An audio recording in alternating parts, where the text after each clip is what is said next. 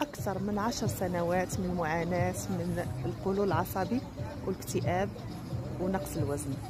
شهادة حية مع الأخت خديجة. شوفوا معي. السلام عليكم. فعلا انا كنت كنعاني من القولون العصبي. الاعراض ديالو اللي كتعرفوها اللي هي الالتهابات، التقلصات، الانتفاخات، الالام على مستوى القولون، وكان عندي حتى الام على مستوى المعده والارتجاع والحموضه. جربت حلول كثيره وكنت كنعيش غير بالادويه، وهذا الشيء اثر لي على النفسيه ديالي، ويعني وليت كنحس بالتوتر. وحتى المشكل ديال الوزن، كان عندي مشكل ديال نقص في الوزن.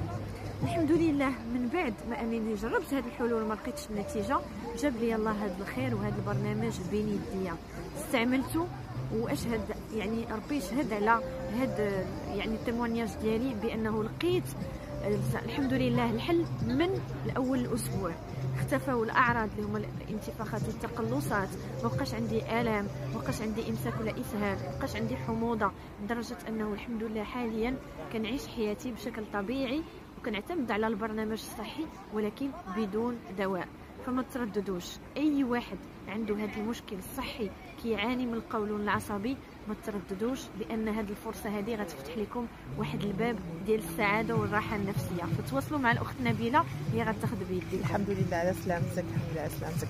الوغ الناس اللي كيعانيوا نفس المرض ديال الاخت خديجه فتواصلوا معايا ان شاء الله، وغادي نعطيكم البرنامج الصحي اللي غادي تاخذوه، وانتم غادي تبان النتيجه في الاسبوع الاول، ومن بعد ما كتكملوا 3 شهور راه كتبراو كاريمون ما كيبقى عندكم حتى شي حاجه الحمد لله.